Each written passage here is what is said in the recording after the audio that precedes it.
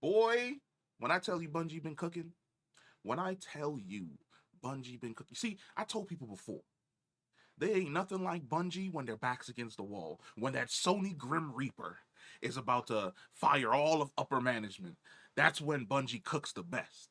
And I have to say, the final shape has been just, it's been stellar.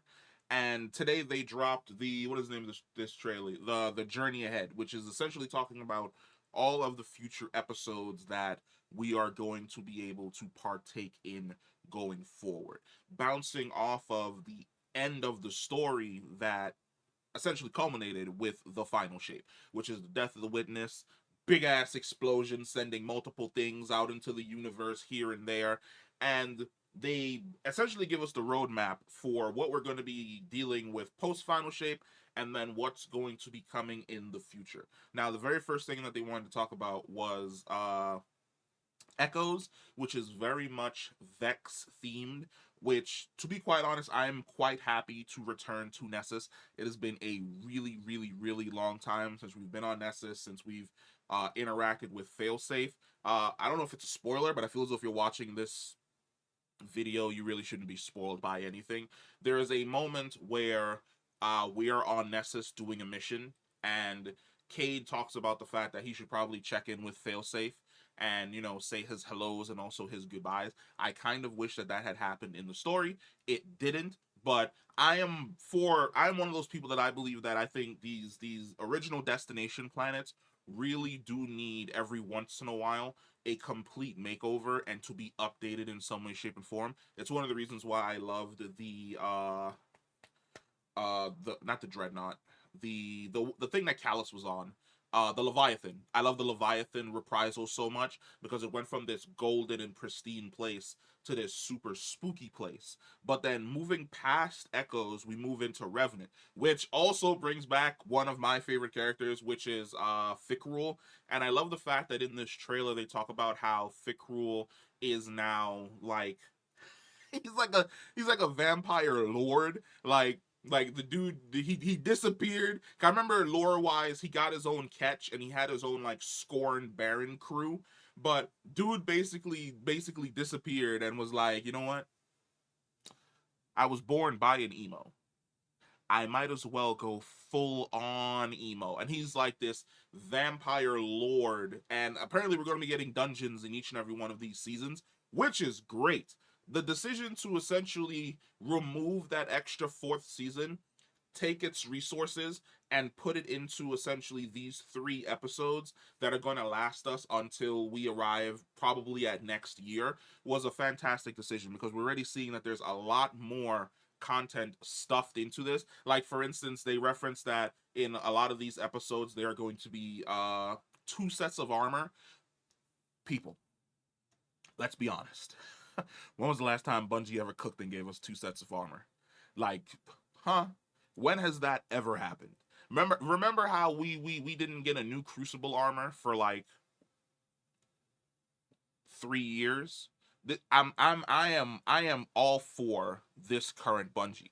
And then of course we deal with the final episode, which is going to be dealing with the Hive Pantheon. So there's a high probability that this is going to be dealing with Xivu Arath because during what was that season of the one with Eris, where we were doing the rituals and the staffs and stuff, she became like a hive god.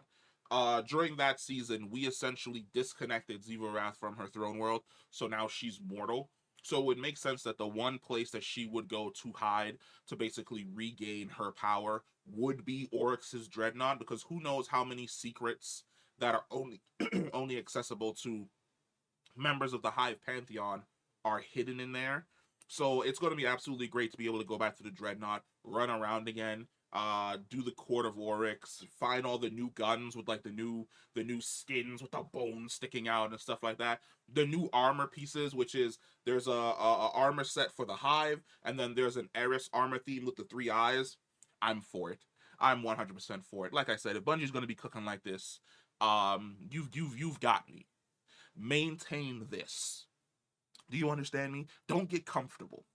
Don't go, oh, we're suddenly seeing a resurgence of success, so it's time for us to go back to what we were doing last year. No. See what we got here? You see what we got here? Maintain what we have here going forward. Because it's one of the things that I said when I went over and I started playing Warframe super fucking seriously, is the fact that there's just so much fleshed out in Warframe that it's really hard to turn around and look at Destiny and see how poorly monetized it is and not get pissed off. And then, of course, they talk about year 11, which is next year, which is probably going to be the next expansion, codenamed Frontiers. Listen to me. I am hoping that codenamed Frontiers has two destinations. There's three destinations that I really have in mind. The first one is definitely Reese, which is the Elixni homeworld for the Fallen, because we know that at the end of Season of the Splicer, Aramis essentially left Sol and went back to Reese. And then the other one would most definitely be Toro Bottle. I'm really hoping that we do get a season with Toro Bottle. If we don't get Zivu Arath during this Hive episode, I'm 100% for getting Zivu Arath in next year's Frontiers, where we go back to Toro Bottle and she's basically turned Toro Bottle into her main base camp because it's the last world she conquered before she lost her Hive God status, and that's where we have to go to basically kill her, cap it off, recapture the Cabal homeworld, and then move on from there. But the next few years of Destiny, you got me. I don't think that we're gonna get a Destiny 3. I really do believe that probably around Frontiers, they may just drop the Destiny 2 moniker and go back and just call it straight Destiny and then just build upon the game as it is going forward. Now, I know an argument way, way back in the day was the whole DCV, the game's getting too big, it's getting too hard to basically micromanage, yada, yada, yada, blah, blah, blah. But all I'm saying is if Warframe can consistently build upon the bones of its past and have that game run the way in which it does, which they just did a graphical fidelity update maybe like a month or two ago that had the game looking absolutely fucking fantastic. If they can build upon their bones and Call of Duty can be like 1 fucking terabyte, Warzone can be 1 fucking terabyte.